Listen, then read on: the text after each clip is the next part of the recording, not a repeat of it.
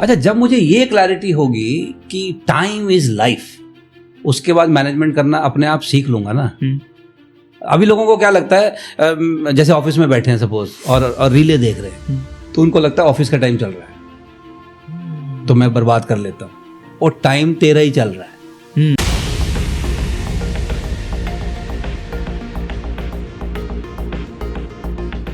अगला सर मेरा एक सवाल है जो कई सारे लोगों के सवालों के जो जवाब हैं आज आप दे रहे हैं, और एक सवाल सर एक ऐसा है जो ट्रेंडिंग में इस समय, अच्छा, वह है टाइम मैनेजमेंट। इसके ऊपर लोग किताबें लिख रहे हैं, कोर्सेज बना रहे हैं, वीडियोस बना रहे हैं। तो सर अब सामने वाले को पता है टाइम मेरे लिए कितना ज़रूरी है, वो तब भी टाइम को वेस्ट कर रहा होता है। जैसे अभी आपने कहा कि जो अपने काम में लीन है, परम सुख आनंद में वही है, लेकिन ज़्यादातर लोग टाइम को वेस्ट करने में ही परम सुख आनंद लेते रहते हैं। तो टाइम को मैनेज करने में लगे, मुझे टाइम मैनेज नहीं हो रहा, टाइम मैनेज नहीं हो रहा, अपना टू डू लिस्ट बनाते हैं, कभी कुछ कभी कुछ।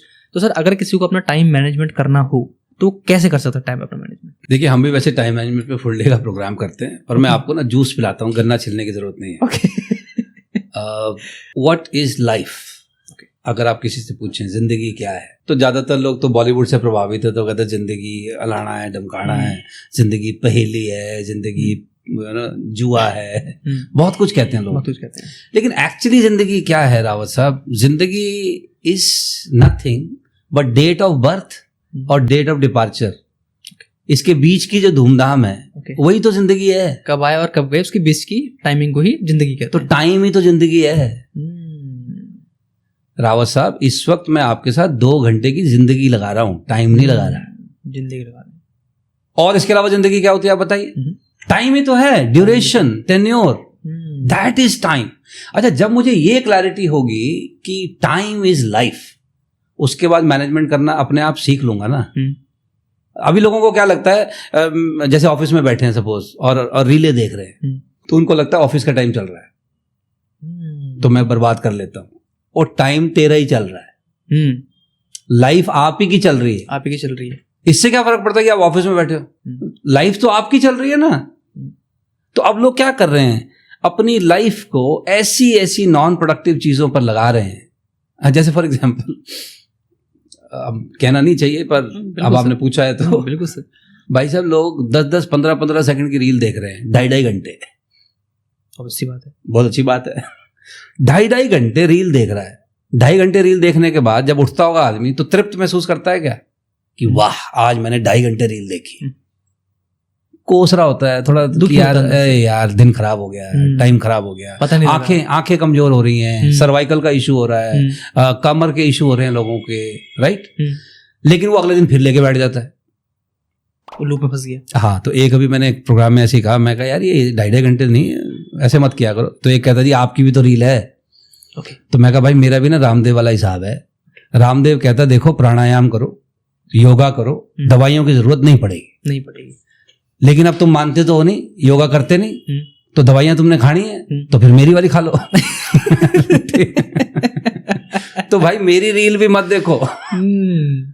मैं कह रहा हूं यार ये रीलें 15 मिनट रखो, दिन में 15 मिनट रखो सोशल मीडिया के लिए। पता नहीं अब आपको ये बात सुन के बुरा तो ना लगे, लेकिन सोशल मीडिया के लिए होने चाहिए 15 मिनट।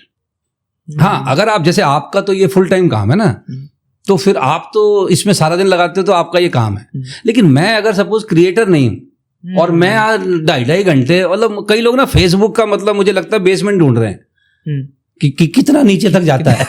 अबे खानदान के टाइम खत्म हो जाएगा, इसकी बेसमेंट नहीं मिलेगी, इतना कंटेंट है। हाँ, अच्छा, कई लोगों को क्या लगता है जी मैं इस कंपनी में काम करता हूँ, मैं कहा ओ भाई तू इस कंपनी में नहीं, तू मेटा के लिए काम करता है, तुझे पता नहीं है।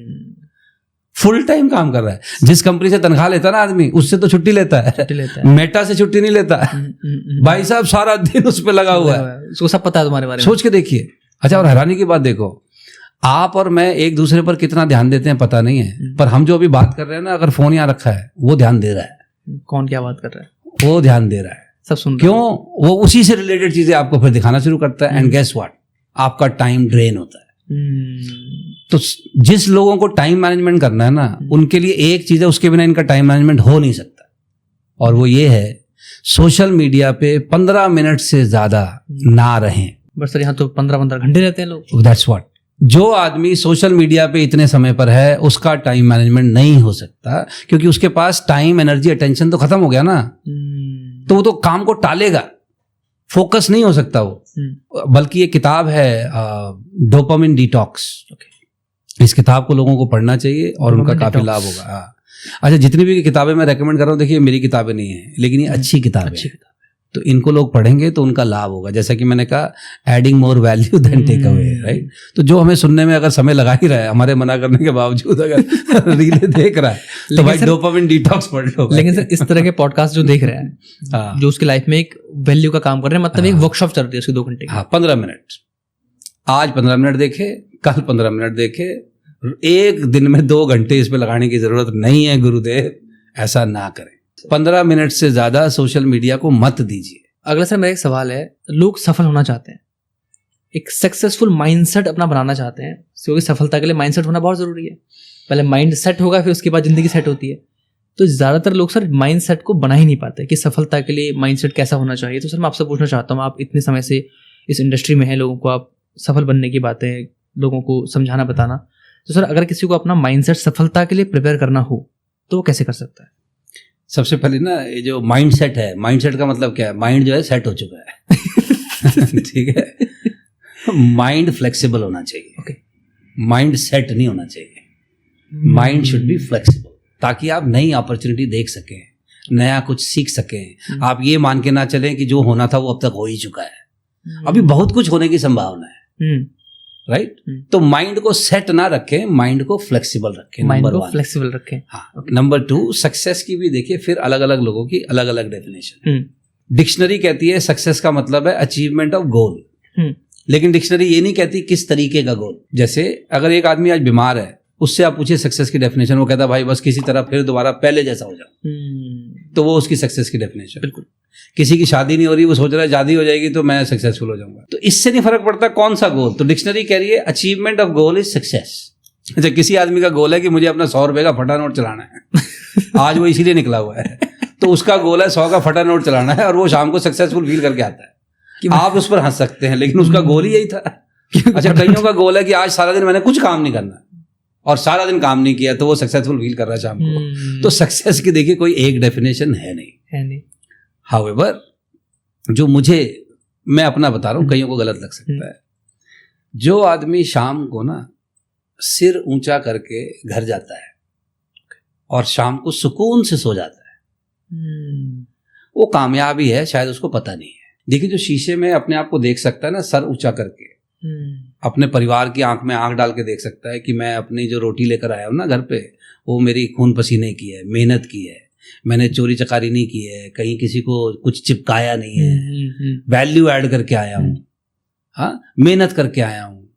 जैसे कोई वर्कर है, वो भाई साहब सारा दिन 8-10 घंटे मशीन के आगे रह के आया है, तो अपना पसीना पसीना होके आया है, उसके जो पसीने की सुगंध आ रही है ना भाई साहब, और वो जब घर जाता होगा, चाहे वो प्याज में रोटी खाता होगा, वो भाई साहब वो कामयाब है, क्योंकि इज्जत की जिंदगी जी रहा है।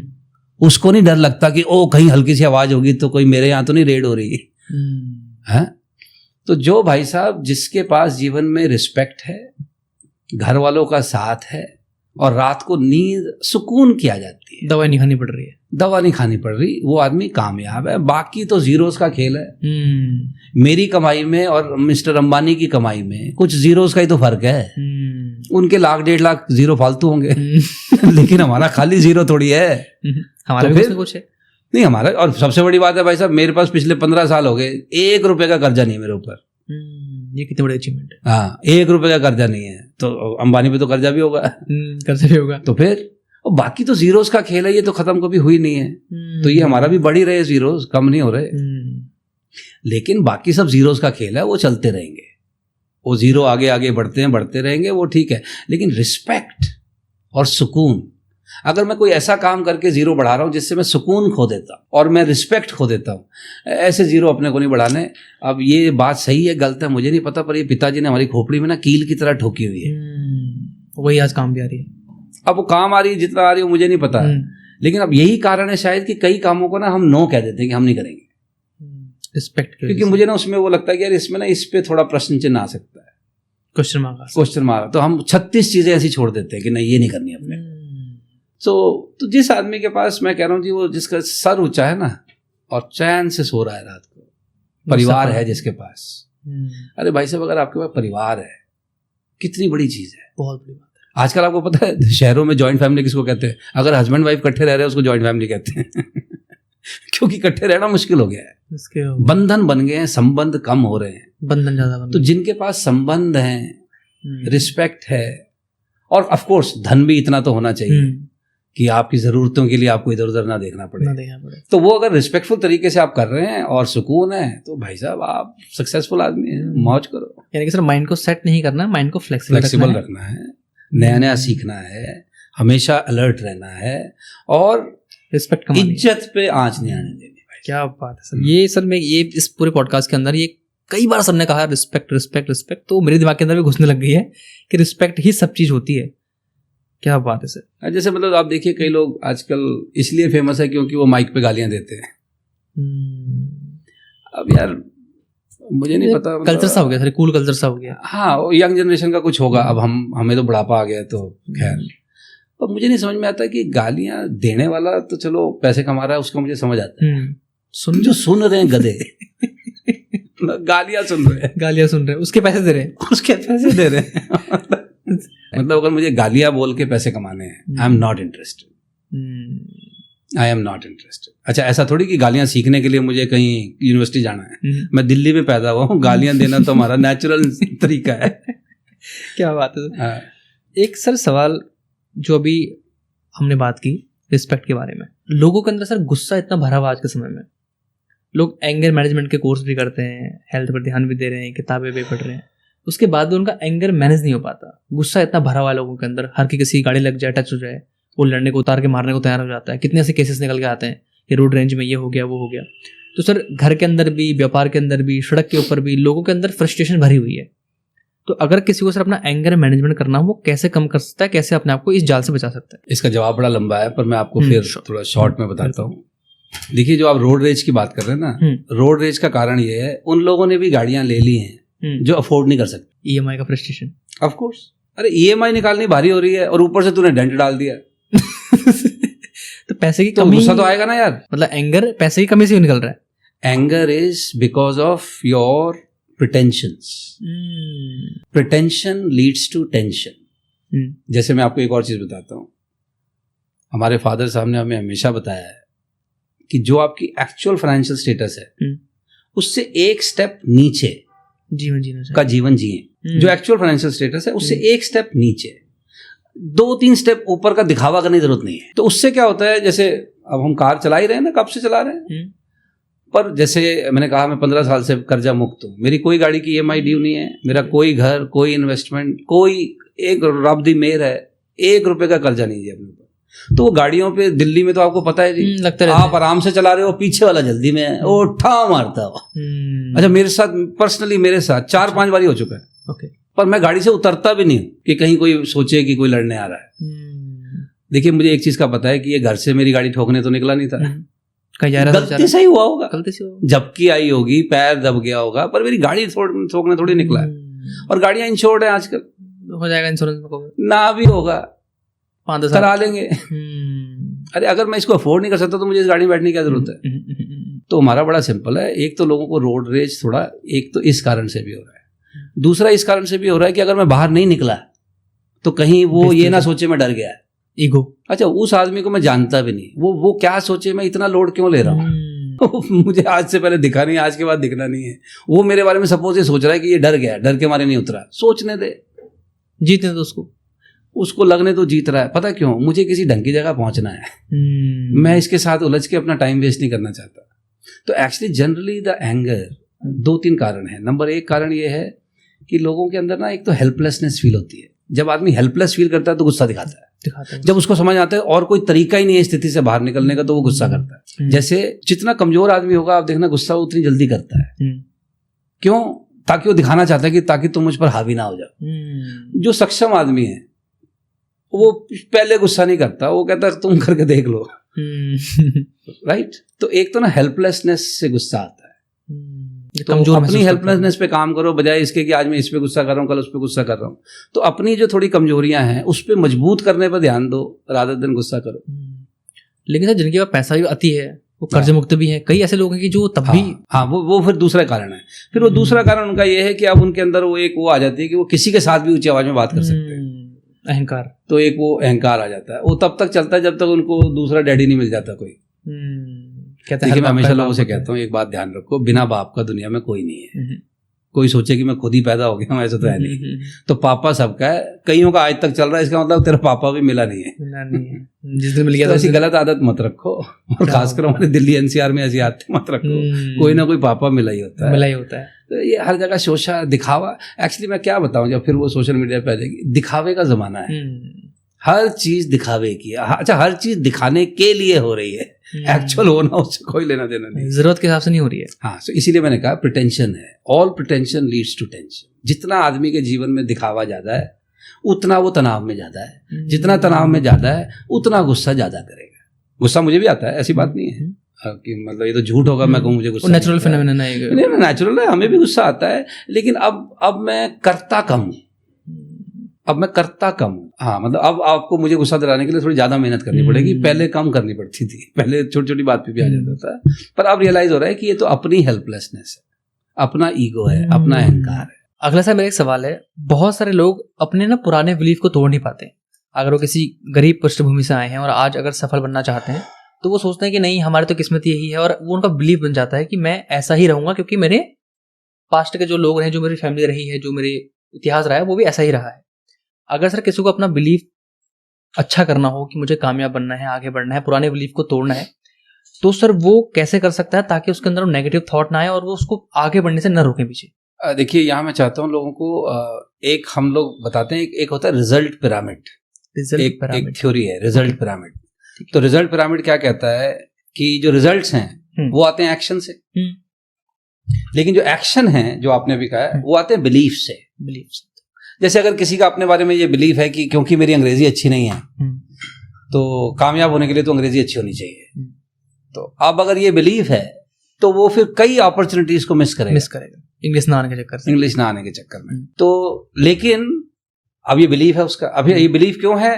क्योंकि उसके नीचे जो बिलीफ बनता है वो कैसे बना होगा? एक्सपीरियंस के कारण। या तो उसके आसपास के लोगों ने बार बार कहा है, स्कूल में टीचरों ने कहा होगा, या माँ बाप ने कहा होगा, समाज ने बार बार बताया होगा कि जिसकी अंग्रेजी अच्छी नहीं है वो पढ़ा लिखा नहीं है, या उसको अक्ल नहीं है, या वो एजुकेटेड नहीं है, जिसकी अंग्रेजी अच्छी नहीं है। अब ये बार बार आपके एक्सपीरियंस में आया कि अंग्रेजी अच्छी नहीं, अंग्रेजी, उसके कारण एक बिलीफ बन गया। और जब बिलीफ बन गया तो जहां फिर अंग्रेजी आपको ज्यादा दिखेगी वहां से आप थोड़ा दूर दूर रहोगे, एक्शन लोगे, अंग्रेजी से दूर रहोगे। अब जब दूर रहोगे तो फिर रिजल्ट फिर वैसे ही आते रहेंगे। तो अगर ये पिरामिड आप ध्यान से देखें, ऊपर रिजल्ट, नीचे एक्शन, उस एक्शन के नीचे बिलीफ, लेकिन बिलीफ के नीचे एक्सपीरियंस। तो अगर मुझे बिलीफ चेंज करना है तो क्या करना होगा? जैसे बिलीफ बना था ना एक्सपीरियंस से, तो अब मुझे अपने आप को कुछ डिफरेंट एक्सपीरियंस देने होंगे, कुछ डिफरेंट एक्सपोजर देने होंगे, तब जाके वो बिलीफ चेंज होगा। नहीं तो ऊपर की हवाई बातें बिलीफ चेंज नहीं होते। You need to have different experience, different exposure. तो क्या करना पड़ेगा आपको? ऐसे लोगों से आपको मिलना होगा जिनकी अंग्रेजी अच्छी नहीं है लेकिन वो कामयाब है। उनकी जीवनी पढ़नी होगी, उनके वीडियो देखो, उनसे बात करो, उनसे मिलो। तो जब आपके पास वो डेटा आना शुरू हो जाएगा, काउंटर बिलीफ, तब आप धीरे धीरे उस पर काम करोगे। यहां लेकिन मैं एक चीज और कह दूं, अगर कोई आदमी अंग्रेजी की कमी के कारण अपने को थोड़ा दीनहीन समझ रहा है ना, तो अच्छा ये भी है कि वो अंग्रेजी सीख ले। अरे यार, हिंदी में वर्णमाला में ज्यादा वो हैं, अक्षर हैं, अंग्रेजी में सिर्फ 26 हैं। तो जब आप हिंदी बोल लेते हो तो अंग्रेजी में क्या आफत है? अंग्रेजी सीखी जा सकती। जो हिंदी बोल लेता है, उर्दू बोल लेता है, उसको अंग्रेजी में क्या प्रॉब्लम है? तो इससे भी डरने की जरूरत नहीं है। तो उसका तरीका क्या है? अगर किसी को अंग्रेजी सुधारनी है, अंग्रेजी मूवीज देखो जिसमें नीचे सबटाइटल आता है, अंग्रेजी न्यूज सुनो, तो आपकी अंग्रेजी भी इंप्रूव होगी, राइट? तो लेकिन अपने को एक्सपीरियंस दूसरा दो। तो जब तक आप अपने आप को डिफरेंट एक्सपीरियंस नहीं दोगे, बिलीफ चेंज नहीं होता। और जितने ज्यादा आप अपने आप को एक्सपीरियंस, एक्सपोजर बढ़ाते जाते हो, आपके बिलीफ चेंज होते जाते हैं। और जब बिलीफ चेंज होते हैं तो फिर एक्शन चेंज होने लगते हैं। जब एक्शन चेंज होता है तो रिजल्ट चेंज होते हैं। क्या बात है। तो सर ने ये भी बताया भी कि अगर आपको अपना बिलीफ अगर चेंज करना हो, बिलीफ जो होता है, भरोसा जिसको कहते हैं, अपने आप पर भरोसा अगर चेंज करना हो तो वैसे लोगों से बात करो जैसा बनना चाहते हो। अगर आपके अंदर भी वो कमियां हैं, जो कमियां जिससे डर रहे हो आप, तो उन लोगों को देखो जो जिन्होंने उन कमियों के बावजूद भी अपने आप को कामयाब बनाया। राइट, या उन कमियों को दूर किया। अगला सर मेरा एक सवाल आपसे है, सफलता के लिए पर्सनल डेवलपमेंट होना बहुत जरूरी है आज के समय में, अगर किसी को सफल होना है तो सर अगर किसी को अपना पर्सनल डेवलपमेंट करना है तो उसे कौन कौन सी स्किल्स के ऊपर काम करना चाहिए? अगर वो किसी बिजनेस फील्ड के अंदर है, सेल्स फील्ड के अंदर है, या जीवन में कामयाब होना चाहता है, तो कौन सी ऐसी स्किल्स हैं जो उसको अपने पर्सनल डेवलपमेंट में जरूर ऐड करनी चाहिए? देखिए, एक विश्वविख्यात मोटिवेशनल ट्रेनर हैं जिनसे ज्यादातर हिंदुस्तानी ट्रेनर्स ने ट्रेनिंग ले रखी है, बताते नहीं है, बात अलग है। ओके, मैंने भी ले रखी है। वो है Tony Robbins. Tony Robbins, Anthony Robbins भी बोलते हैं उसको। तो वो वर्ल्ड का नंबर 1 मोटिवेशनल स्पीकर है। लेकिन उसके जो गुरुजी हैं वो है जिम रॉन, उनके मेंटोर जिम रॉन। हाँ, जिम रॉन, उनके बारे में कम लोग जानते होंगे शायद, लेकिन अब उनको चाहिए कि उनको ढूंढें। तो जिम रॉन ने ना सक्सेस की एक बहुत अच्छी डेफिनेशन दी है, वो आपके सवाल को आंसर करती है। जिम रॉन ने कहा है, success is something you attract by the person you become. कामयाबी वो चीज है जो आप अपनी तरफ आकर्षित करते हो, किस चीज के द्वारा?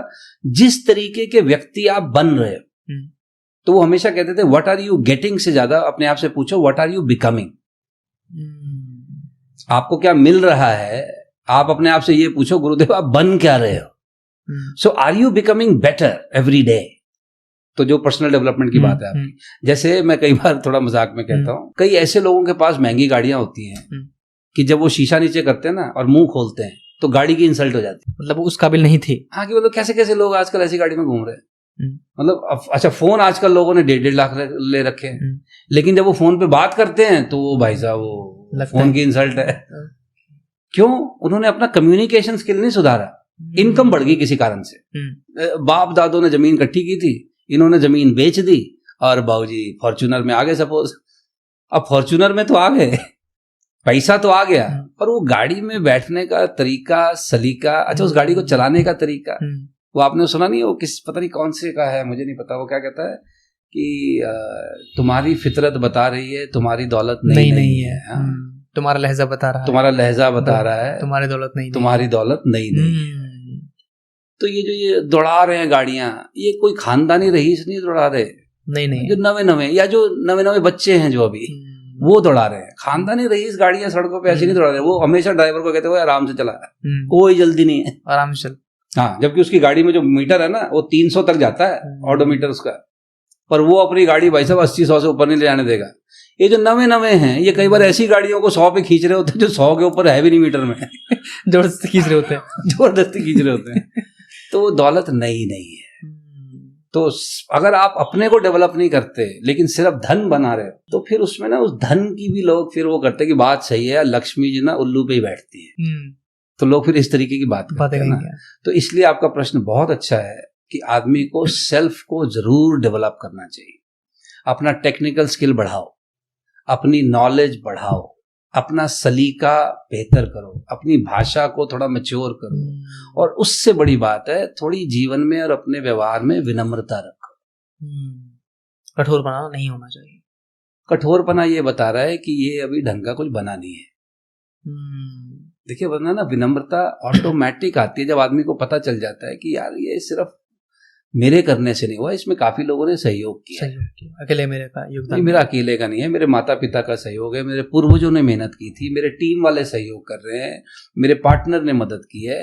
तो कितने लोगों के सहयोग से चीजें ठीक होती हैं, तो अपने आप फिर स्वभाव में विनम्रता आती है। लेकिन जो अभी विनम्र नहीं हुआ है तो इसका मतलब अभी ये ढंग से कामयाब नहीं हुआ। क्या बात है सर, सर ने बड़ी बहुत गहरी बात कही है। सुनने में बड़ा आसान लग रहा है, लेकिन जो बात की गहराई है वो डेप्थ अगर आप देखोगे ना तो बहुत ज्यादा है। अगला से मेरा सवाल है, बहुत सारे लोग अपनी बुरी आदतों से बहुत परेशान हैं। वो अपनी आदतों को बदलना चाहते हैं और वो उन्हें पता भी है कि ये आदत से मुझे नुकसान हो रहा है, लेकिन वो अपनी आदतों को बदल नहीं पाते। तो अगर किसी को अपनी आदतें बदलनी है तो वो कैसे अपनी आदतों को बदल सकता है और उसको कंटिन्यू सेम पैटर्न में लेके जा सकता है कि मुझे अभी बदलनी ही है और इसको बदल के छोड़ो? देखिए, सबसे पहले तो ज्यादातर लोग झूठ बोलते हैं कि मैं बदलना चाहता हूं और बदल नहीं रही। हाँ, वो अपने से झूठ बोलते हैं। ज्यादातर चीजें ऐसी हैं कि अगर आप चाहते हो बदलना तो बदल सकते। ऐसा कैसे हो सकता है कि मैं सिगरेट छोड़ना चाहता हूँ, छूटती नहीं? सिगरेट की क्या औकात है कि वो खुद आके मेरे मुंह पे लग जाएगी? मैं जाता हूँ, पैसे खर्च करता हूँ, फिर डब्बी लेकर आता हूँ, उस डब्बी पे छपा हुआ है स्मोकिंग किल्स, उसको इग्नोर करता हूँ, फिर धुआं अंदर अपने प्लांट में डालता हूँ और फिर जगह जगह से बाहर निकालता हूँ। है तो ऐसा थोड़ी है सारा काम मैं ही कर रहा हूँ। पहले तो झूठ बोलना बंद करें कि मैं करना चाहता हूँ। सेकंड, चलो मान लिया करना चाहते हूँ, तो सेकंड स्टेप ये है, start with nano changes. Nano change का मतलब ये है कि आप सपोज 10 सिगरेट रोज पीते हैं, तो आप कहोगे मैं कल से छोड़ दूंगा, सपोज नहीं कर सकते, तो आप एक काम कीजिए, 9 पीऊंगा, 1 छोड़ दीजिए, लेकिन उस 1 को हफ्ते तक छोड़ के रखिए। तो उस 1 हफ्ते में आपका ना विल पावर बढ़ जाता है कि यार मैं 1 छोड़ सकता हूँ, तो अपने बारे में अच्छा फील होता है। लोग क्या कहते हैं, कल से सिगरेट बंद, और वाकई में 10 दिन के लिए बंद कर देते हैं, और 11वें दिन फिर पहली से शुरू होती है, फिर दूसरी, और फिर पिछला कोटा भी पूरा करते हैं। उन्होंने कहा जी 10 दिन का गैप भी, 10 दिन का गैप भी है ना।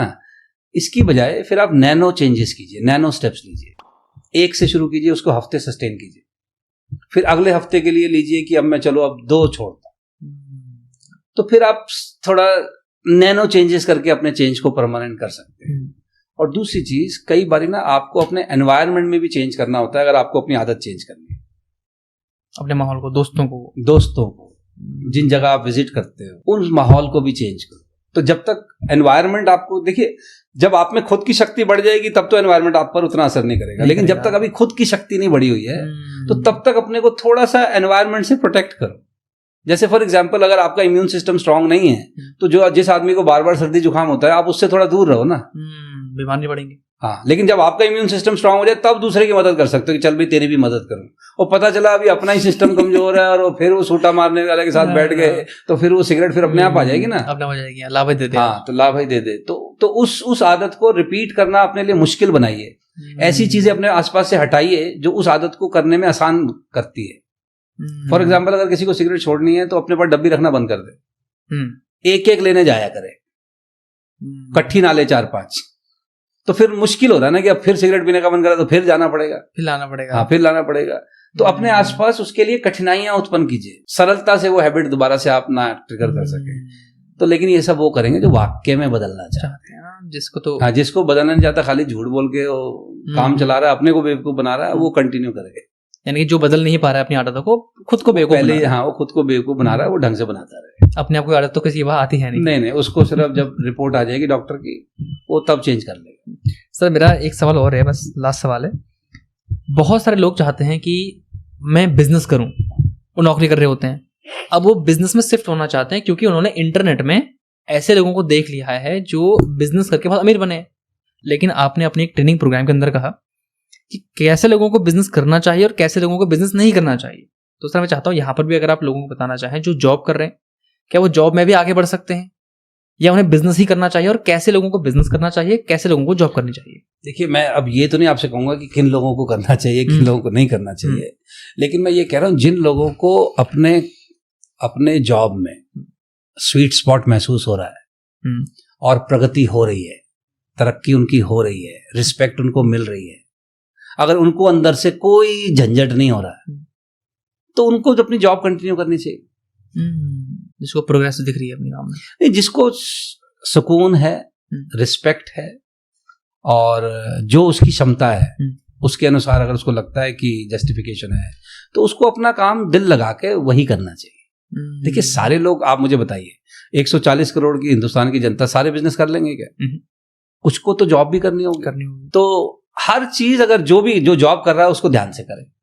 बिजनेस किसको करना चाहिए? जिसके पास कुछ ऐसा आइडिया है जिससे उसको लगता है कि वो समाज में ज्यादा वैल्यू ऐड कर सकता है। जैसे वो कोई ऐसी प्रॉब्लम को सॉल्व कर सकता है जो लोग अभी महसूस कर रहे हैं। जैसे आप देखिए, आप और मैं घड़ी इसलिए थोड़ी पहनते हैं कि उस कंपनी की घड़ी बिक जाए, हमें समय पता चलता रहे। हमारी प्रॉब्लम है कि हमें अगर समय पता नहीं चलेगा तो क्या होगा, उसको सॉल्व करना है। अच्छा, ब्रांडेड घड़ी हम क्यों पहनते हैं? ताकि भाई हमें थोड़ा ये भी पता चले कि भाई मेरा ये स्टेटस है, यही है ना।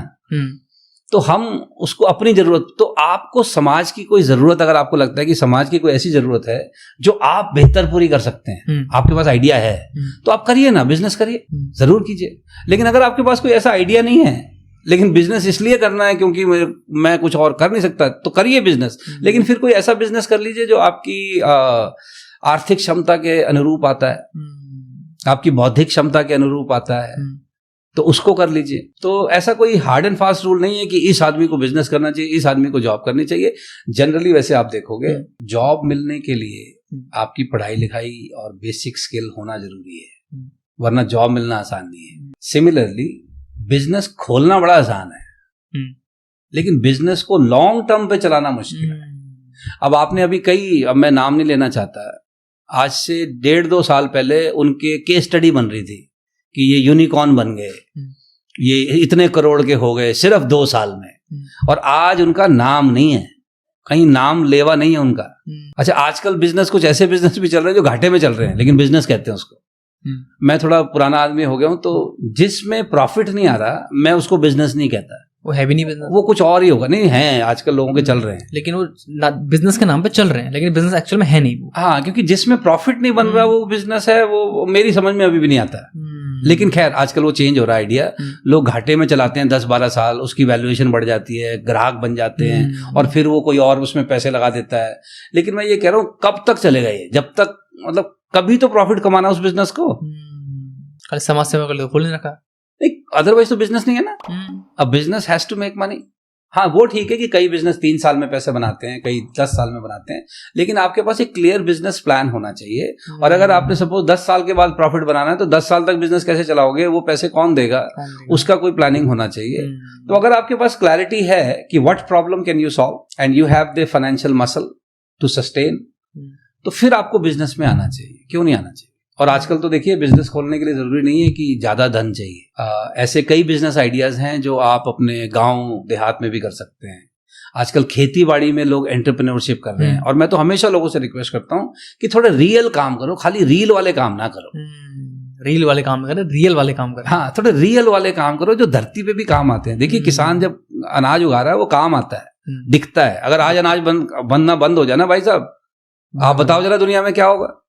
तो वो रियल काम है। कार कोई बना रहा है, वो रियल काम है। कोई पानी की बोतलें पैक कर रहा है, वो रियल काम है। कोई जूता बना रहा है, घड़ी बना रहा है, कपड़ा बना रहा है, वो रियल काम है, रियल नीड है, वो पूरी हो रही है किसी की, जो दिख रहा है। कल मैं कह रहा हूँ जी, यूट्यूब ने कहा कि भाई दफा करो भाई, हम इंडिया में बंद कर रहे हैं, तो क्या फर्क पड़ जाएगा दुनिया को, बताइए आप, इंडिया में। और उनको फर्क पड़ जाएगा जिनके पास रियल काम नहीं है, तो रील काम से काम चला रहे हैं। तो खाली रील से काम, रील ये भी अच्छा है।